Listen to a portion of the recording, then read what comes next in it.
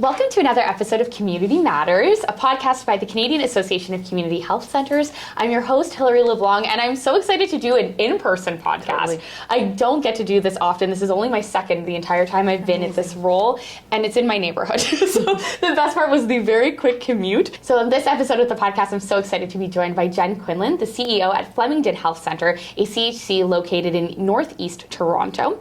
Flemingdon Health Centre is celebrating 50 years and this February, and opening very soon is going to be The Hub, a collection of agencies. I'm so excited to learn more about the amazing work that you've been able to achieve over the years in my backyard, basically. Totally. Jen, thanks for being here. Thanks so much, Hilary, for having me. So thrilled exciting. to be here. So tell us a little bit about the Community Health Centre that we're here in, the community that you serve, some of the key services and the programs that you provide here at Flemingdon. Sure. Well, thank you again for having me. I'm really excited to talk about 50 years of care at Flemingdon Health Centre. So yes, we're in one of our locations right now. We have 3 locations across Northeast Toronto, and we serve about 20,000 people every year. We have over 150 staff across those 3 sites, and we provide a wide range of primary health care in a team environment. So that includes things like health promotion, health prevention. We also have chronic disease management. Some of the staff include physicians, nurse practitioners, nurses.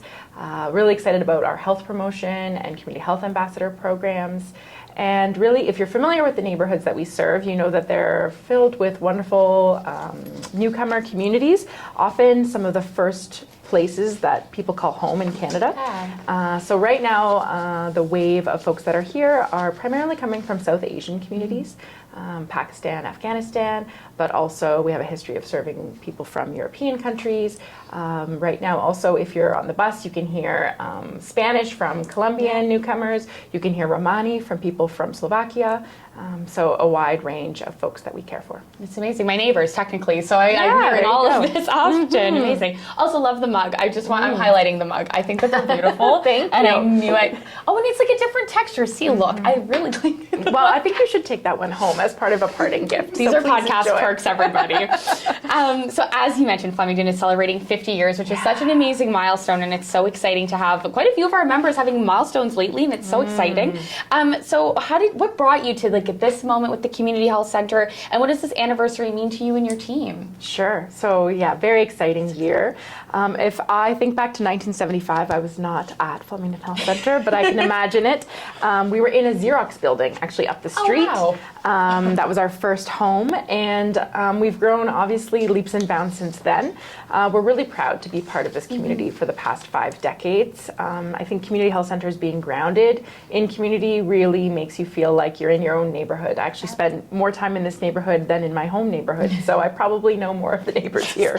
So we're just reflecting on all of the impact that we've had, the success, the ways in which we've learned and grown, and also the opportunities for us to improve care moving forward. Amazing. And you mentioned that you mentioned 3 locations, but I know that one is on the way. Yeah. So you're almost ready to open The Hub. I'd like to hear more about the factors that led to this decision, and what have been some of the challenges and successes in the process. Yes, we're very thrilled to be on the cusp of opening the Thorncliffe Park Community Hub. We'll invite you back in a few weeks to come, and anyone else who's listening, you're welcome to come. We are 14 years of hard work were put into opening the Hub. Oh, wow. And so if you think about what it takes to sort of transform health services in a community, it is a long-term project. It's something where if you're not rooted in the community, you're probably not going to be able to kind of continue on and put in time and the effort. So yes, Flemingdon Health Centre celebrating 50 years helps us to sort of spearhead and shepherd some of these projects because they do require such a long period of commitment. So yes, 14 years ago, we were speaking with the residents of Thorncliffe Park. And this is just a neighborhood which is across a bridge. So technically, this site that we're in now always served Thorncliffe Park. But what we heard from the community and what we heard from the neighbors was it was actually quite a challenge, and there was quite a physical barrier to cross a bridge with whether that be strollers or maybe a walker, maybe waiting for the bus, and that would be truly a lot better if we were to have a location in the neighborhood. Also, if you think about the 2 neighborhoods, Flemingdon Park has about 20,000 people, Thorncliffe Thorncliffe Park has about 30,000 people. So they're big neighborhoods. They're totally worth having multiple locations. And so we got together with the neighborhood organization, and we started with a actual health service program called Health Access Thorncliffe Park. Yes. And it was a bit of a test of change. It was the opportunity to do something differently in the community, to integrate health and social services in a way that hadn't been done before. And that really galvanized our desire to look at how we could integrate more services. And so the hub became a natural evolution of Health Access Thorncliffe Park. The idea with the hub is that it's a one-stop shop. It's accessible, it's welcoming, it's vibrant, and there's a lot of community leadership in terms of space that community has access to, but also the art that was chosen, the tiles, really a wonderful marriage or partnership with agencies and community. So we will be opening this, we'll say February of 2025. I've had to change that date a few times, unfortunately. The pandemic did not help. But so we'll be opening next month. And it will have the opportunity to serve more than 3,000 people every day with health and social services, including things like language classes, going to see your family doctor, getting a dental checkup, visiting a midwifery practice, getting legal advice from our legal teams. So it'll really be an opportunity to have integrated, community-driven care in the middle of the neighborhood. That's so exciting. Congratulations. I'll say it again when I go to the opening. But yes, major congrats. exactly. So much effort and so much work should be certainly rewarded. And I am curious a little bit more about how the concept was born out of that recognition of co-locating the services and how that would better support the clients, including newcomers to Canada. Yeah. So if you think about our healthcare system now, you end up being your own system navigator, right? You end up needing to pull all the pieces together. And depending on if English is your first language, if you have OHIP, perhaps if you even know the city, the bus routes, right? There's tons of different types of barriers that you would experience in trying to knit together your care. And if you've done that for yourself or for a loved one, you know how truly complicated it is. We thought we could offer more. We could offer something different in the neighborhood. So Health Access Thorncliffe Park is a co-led initiative between Flemingdon Health Centre and the neighborhood organization. And the idea is we don't necessarily need to merge or integrate organizations to provide integrated care. The strength of both organizations is leveraged in coming together to offer this program. So some folks work for Flemingdon Health Centre, some people work for the neighborhood organization, some people actually work for the local hospital, Michael Guerin. But if you walk in, it's a Health Access Thorncliffe Park team. So they have their lanyards, they have their email addresses, their Teams channels. It's all as for the team, not separate for FHC, TNO, and Michael Guerin. And so clients experience that. They experience that integrated care. They would not have to tell their story a bunch of different times. They would be able to have, instead of referrals and different phone numbers, sort of a one-team approach, including from types of care that you wouldn't necessarily think of as healthcare, maybe settlement services, housing, employment, those types of things that usually would be an external referral or the person navigating themselves.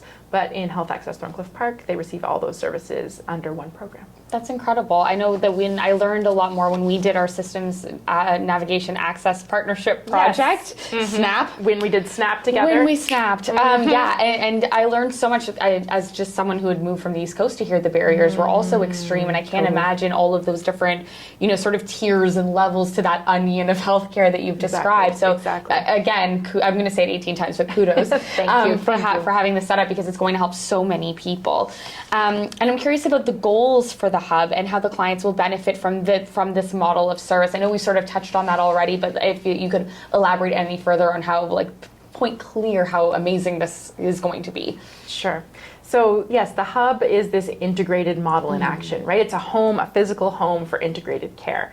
And so it has its own branding and identity and vision and mission. And our goal here is to build vibrant, healthy, connected communities through integrated care and to inspire change.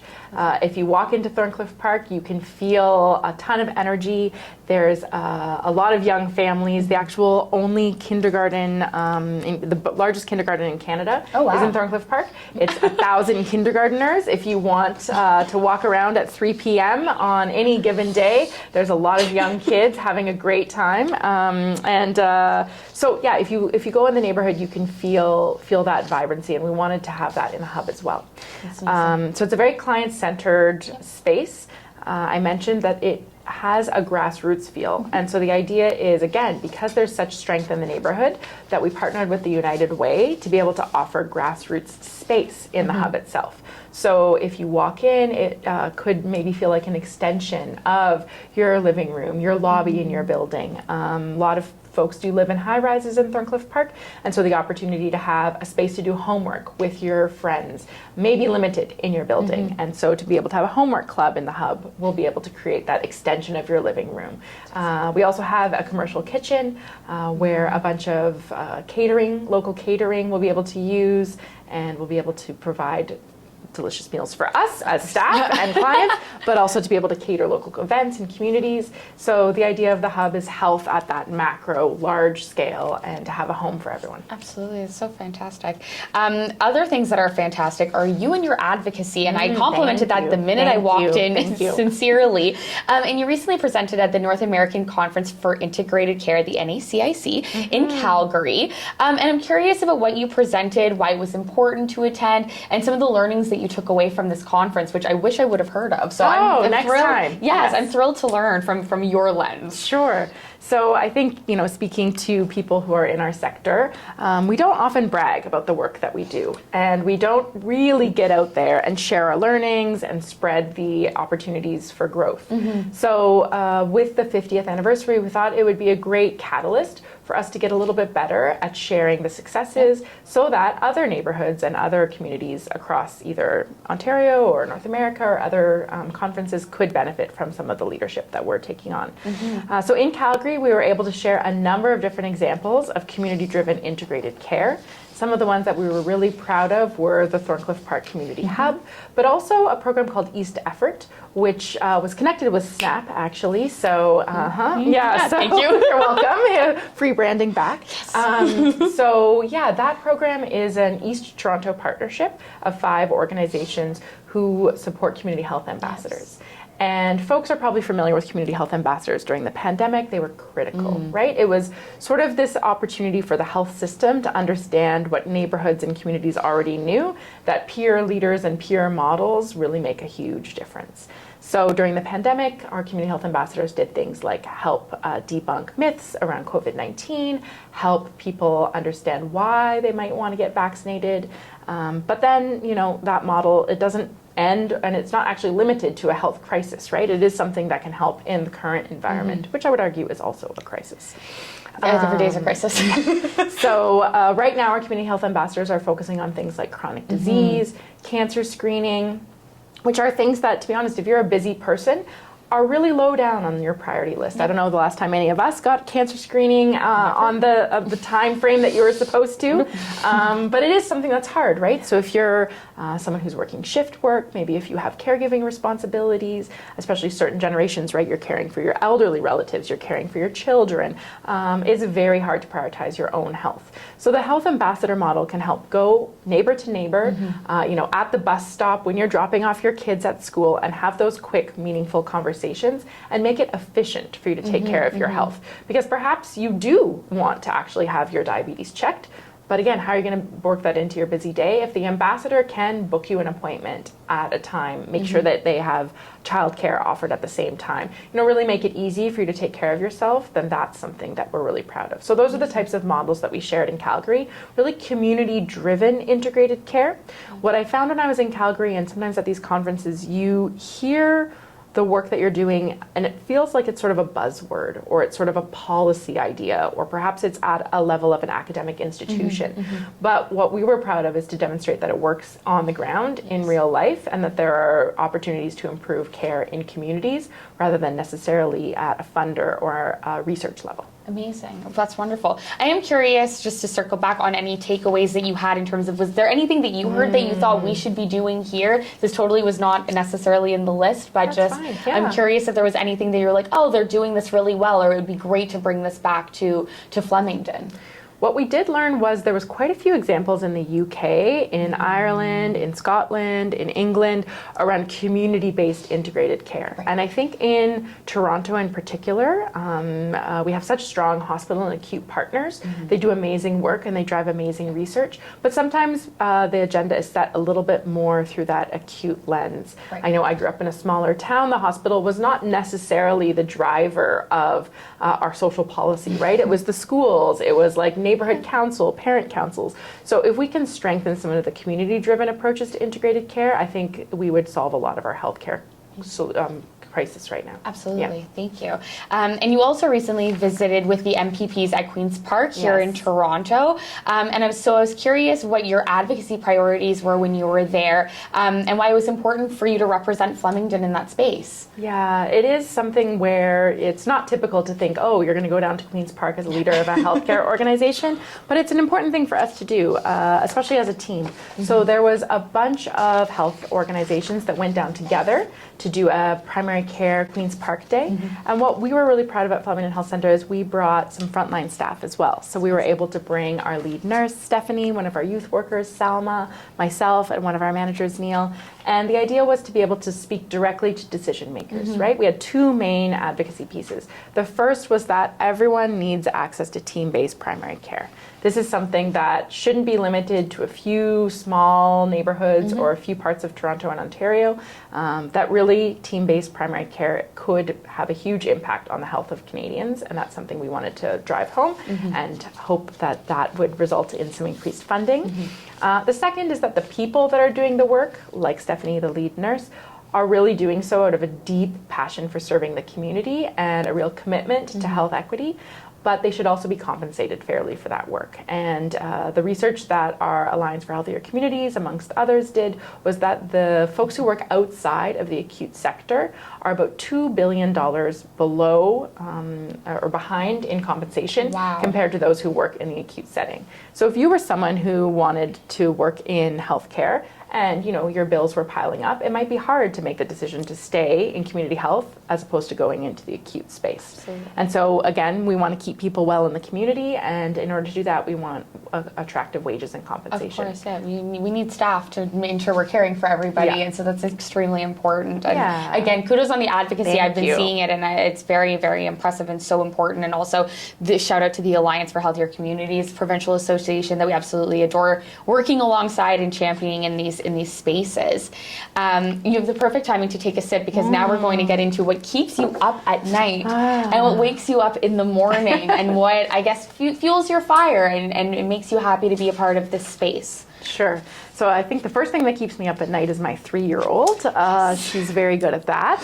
But besides having a small toddler in my life, I think it's a difficult time to be in community-driven healthcare. There's a lot of uncertainty. There's a lot of concern for the wage gap for frontline staff, burnout, and for folks kind of trying to recover from the pandemic.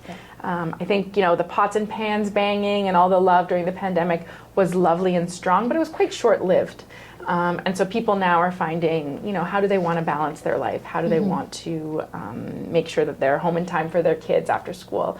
And so, running the Flemingdon Health Centre, I think a lot about our staff and how to keep them sort of engaged and in the work.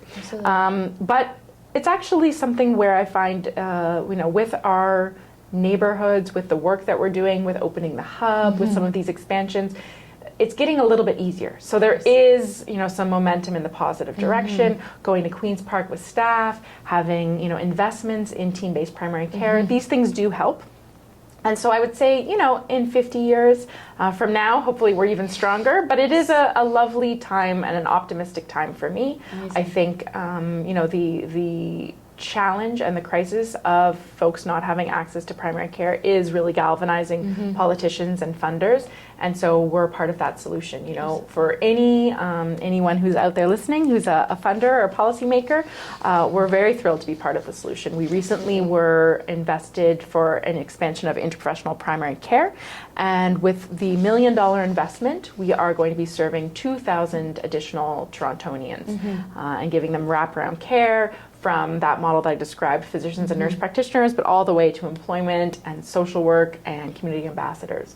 So, you know, the money really does go far in community, and I think with this opportunity to share that story and to have more folks know about the community health center model, we're hopeful that we can be part of this bigger wave of investment in primary care. Absolutely. And do you have any examples of things that are very rewarding with your job that you come in every day and you're, you know, still invigorated or excited about? Because you are right that it is a healthcare crisis. There's many crises when we go through, like opioid healthcare, infrastructure. It can get really daunting, but you're, you know, you're here radiant in the blue. Lovely. Is there anything that, you know, you're like, this is why I come into work every day? Yeah. Well, I'm lucky to have been at Flemingdon Health Centre for 10 years. And it's really about the community and the clients. That's very rewarding to have people share their experience, to talk about their positive life changes as it relates to their care that they've received. I can think of so many client stories, but one that jumps out in particular is also sort of an impetus for the hub. And you know, when we were planning the hub and planning Health Access Thorncliffe Park, we thought about the current wave of refugees from Afghanistan. So it's a large wave of folks, primarily from rural Afghanistan, so new to an urban environment, and a lot of people who didn't have access to care back home because there's been you know, a lot of turmoil and disruption. So people who have not taken that, had the opportunity to take care of themselves.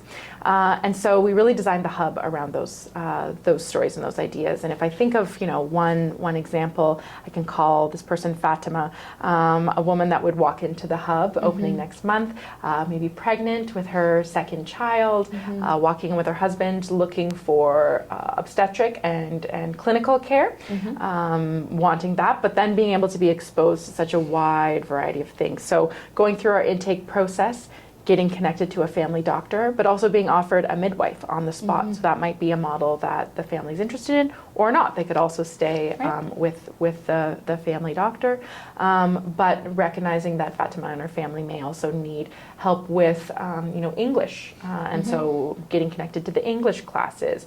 Maybe it's common that folks haven't had their kids' dental work done. So if she has an older child, being able to connect them to the dental team to make sure that their dental health is going well. Again, if they're new, you always think about mental health in terms of being isolated, maybe missing your family back home. So trying to connect people perhaps to an early years program where the mom and the young kid could also, you know, start to create that community. So yeah, what keeps me sort of motivated and happy is to think about these complex health and social system gaps that we have, to bring and knit those to sort of start eliminating some of those barriers and knit them together so that folks like Fatima and her family would have a smoother experience and would be successful in Toronto, right? People don't come to our city and to our country with small goals. They come with big goals for their family, right? Maybe in the future, Fatima might want to work at the hub, and so to join in the employment classes and to think about her future that way. So, you know, really getting that opportunity to see people grow and shine. And at Flemingdon Health Centre, we hire a lot of folks from the community. And so that's also something that we're really proud of, and folks really feel like there's ownership here for people to give us advice, feedback. If we're not doing something well, we definitely hear about it.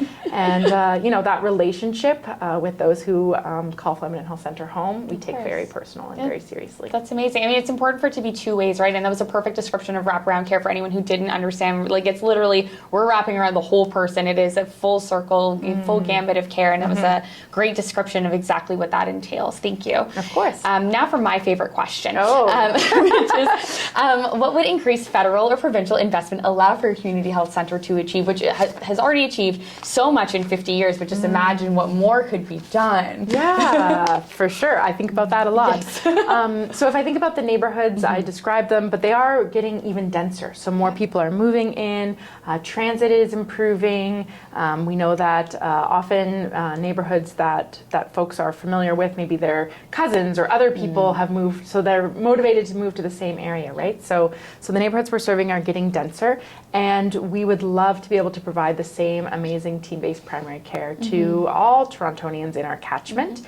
As I mentioned, there is a primary care crisis right now, and so with investments, we'd be happy to expand our team. For every $1 million invested in Flemingdon Health Centre, we'd be able to serve 2,000 more primary care clients.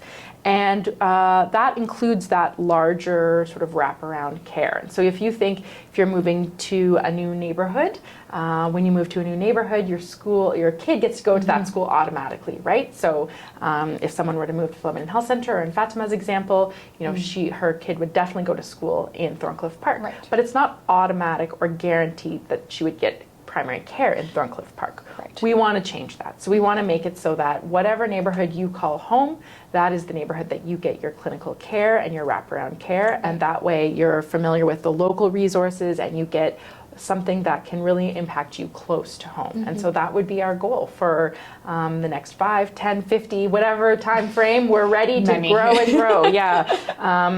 Across this part of Northeast Toronto, to really just see those investments so that we can make sure that folks stay well in the community. Absolutely. And it's the perfect segue for your vision for Flemingdon Health Centre in the next, let's just say, decade. We'll keep it, although I am sure there will be another 50. But for the next decade, what is your vision for Flemingdon Health Centre, and what do you hope to achieve for your community? So for the next decade for Flemingdon Health Centre, we really want to solidify ourselves as the leader in community-driven integrated care. Some of the examples I gave are programs and projects where we've been able to be successful, but that model, again, could be spread, could be scaled. We'd be happy to learn and share from others and with others. But yes, our opportunity to become a leader in community-driven integrated care and to really solidify that is our vision for the next 10 years. That will be, community grounded, health equity based, looking at the population health of our neighborhoods.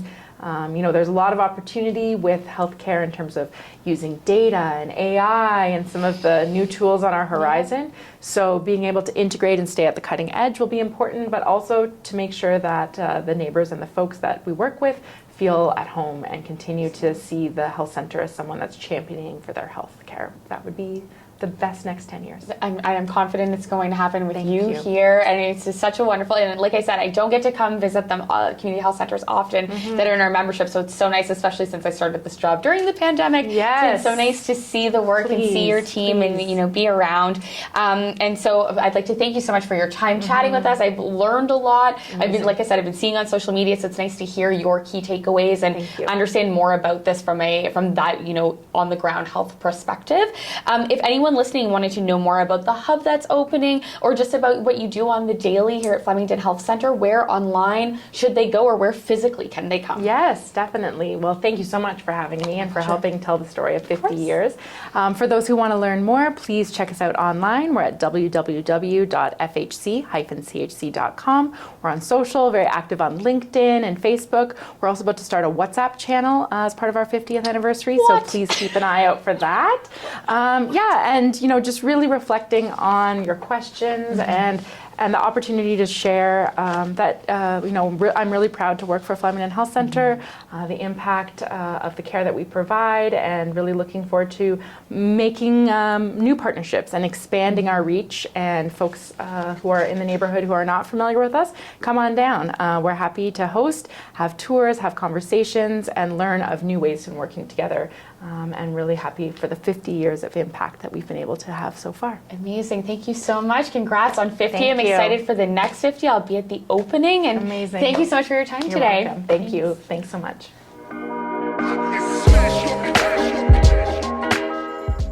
Thank you for listening to Community Matters, a podcast from the Canadian Association of Community Health Centres. To learn more about our association and the important work of community health centres across Canada, go to www.cachc.ca.